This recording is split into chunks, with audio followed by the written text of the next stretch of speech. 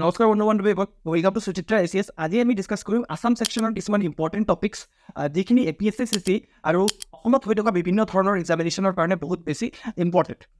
আজি আমি অসমৰ অভাৰভিউ ল'ম। অসমৰ অভাৰভিউৰ ভিতৰত যদি চাওঁ, জিঅ'গ্ৰাফিক যিটো এৰিয়া আছে অসমৰ, সেইটো বহুত বেছি জনাটো আমাৰ কাৰণে ইম্পৰ্টেণ্ট হয়। অসমৰ জিঅ'গ্ৰাফিক এৰিয়া কিমান?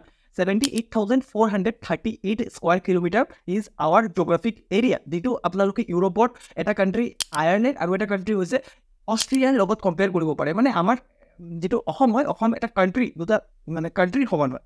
ইণ্টাৰেষ্টিং ফেক্ট হয় এইটো। অসমৰ যিটো লেণ্ডমাছ আছে, সেইটো গোটেই কাণ্ট্ৰিৰ লেণ্ডমাছৰ 2.4% হয়, কিন্তু আমাৰ অসমে 2.6% পপুলেশ্যন আমাৰ বহল কৰে mainly, according to the census 2011। Okay, যদি নৰ্থ ইষ্টৰ ভিতৰত কনচিডাৰ কৰোঁ, আমাৰ অসম যিটো হয়, আমাৰ অসম ছেকেণ্ড লাৰ্জেষ্ট ষ্টেট হয় যদি বাই এৰিয়া, জিঅ'গ্ৰাফিক এৰিয়া কনচিডাৰ কৰোঁ। আৰু আমাৰ যিটো অসম হয়, এইটো আপোনাৰ পপুলেশ্যনৰ ভিতৰত লাৰ্জেষ্ট হয় নৰ্থ ইষ্টৰ ভিতৰত। এই গোটেইখিনি ফেক্টছ আপোনালোকৰ কাৰণে বহুত বেছি ইম্পৰ্টেণ্ট। বিভিন্ন ধৰণৰ এক্সামিনেশ্যনত এই ফেক্টছবোৰ আপোনালোকক সুধিব পাৰে, ইনক্লুডিং APSC। চেঞ্চাছ 2011 মতে যদি অসমৰ পপুলেশ্যন কনচিডাৰ কৰোঁ, তেতিয়াহ'লে অসমৰ পপুলেশ্যন কিমান?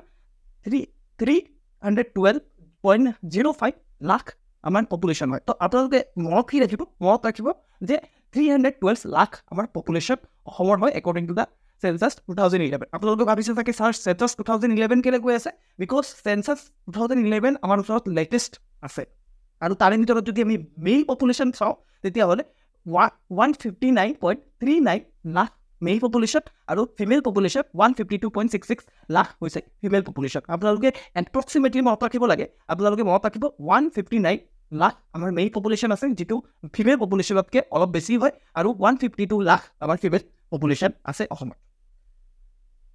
যিটো অসমৰ পপুলেশ্যন হয়, অসমৰ পপুলেশ্যনটোৰ ডিষ্ট্ৰিবিউশ্যন যদি চাওঁ ৰুৰেল আৰু আৰ্বান এৰিয়াৰ মাজত, 86% পপুলেশ্যন আমাৰ ৰুৰেল এৰিয়াত থাকে আৰু 14% পপুলেশ্যনহে আৰ্বান এৰিয়াত থাকে, একৰ্ডিং টু দ্য 2011 চেঞ্চাছ, যিটো লেটেষ্ট চেঞ্চাছ আছে সেইটো। আৰু ইয়াৰ পৰা আমি কি গম পাওঁ যে যিটো আমাৰ ৰুৰেল পপুলেশ্যন, আমাৰ ইনফেক্ট যিটো নেশ্যনেল এভাৰেজ ইজ 69% ৰুৰেল পপুলেশ্যনত তাতকৈ বেছি হয় অসম। পপুলেশ্যন যদি ডেনচিটি কনচিডাৰ কৰোঁ, মানে এটা স্কোৱাৰ কিলোমিটাৰত কিমান মানুহ থাকে, তো আমাৰ পাৰ স্কোৱাৰ কিলোমিটাৰত অসমত আপোনাৰ 398 পাৰ্চন থাকে। অ'কে, আৰু যদি ছেক্স ৰেচিঅ' কনচিডাৰ কৰোঁ, ছেক্স ৰেচিঅ' মানে হৈছে যে পাৰ 1000 মেল কিমান ফিমেল আছে, তো আমাৰ অসমত 358 আপোনাৰ ফিমেল আছে পাৰ 1000 মেল। সেইটো আপোনালোকে জানিব লাগে, ঠিক আছে। তো এইটো যিমানখিনি ফেক্টছ মই পঢ়ালোঁ, সেইখিনিৰ ওপৰত এটা মই কুৱেশ্যন বনাইছোঁ আপোনালোকৰ কাৰণে। এই কুৱেশ্যনটো আপোনালোকে চল্ভ কৰিব লাগে। এই কুৱেশ্যনটোৰ ইম্পৰ্টেঞ্চ কি হয় যে আজিকালি যিটো এক্সামিনেশ্যন হৈ আছে, মেইনলি এনেকুৱা ধৰণৰ ষ্টেটমেণ্ট বেছ কুৱেশ্যন সুধিছে, আৰু ষ্টেটমেণ্ট বেছ কুৱেশ্যন যেতিয়া প্ৰেক্টিছ কৰি যাব, তেতিয়াহে আপোনালোকৰ পৰীক্ষা চল্ভ কৰিব পাৰিব। তো এইটো কুৱেশ্যন সকলোৱে আপোনালোকে কমেণ্ট ছেকশ্যনত জনাব লাগে। আৰু এই যিটো PDF আছে, ইয়াৰ PDF যদি আপোনালোকে বিচাৰে, তেতিয়াহ'লে কমেণ্ট ছেকশ্যন আপোনাৰ যিটো ডেছক্ৰিপশ্যন বক্স আছে, ডেছক্ৰিপশ্যন বক্সতে আপোনাৰ এটা আমাৰ হোৱাটছআপ গ্ৰুপৰ লিংক আছে, তাত আপোনালোকে জইন কৰিলে আপোনালোকে এই যিটো PDF আছে, এই PDFটো পাই যাব। আৰু তাৰ উপৰিও যদি মোৰ যিটো পঢ়োৱাৰ ষ্টাইল আছে, সেই পঢ়োৱাৰ ষ্টাইলটো যদি ভাল লাগিছে, আপোনালোকে আমাৰ যিটো মষ্ট এফৰ্ডেবল কোৰ্চ APSCৰ কাৰণে 999 ৰুপিজ পাৰ মান্থত আমি লৈ পিনে গোটেই APSC CCL প্ৰিপেৰেশ্যন কৰাই আছোঁ, সেইটো আপোনালোকে জইন কৰিব পাৰে। Thank you so' much.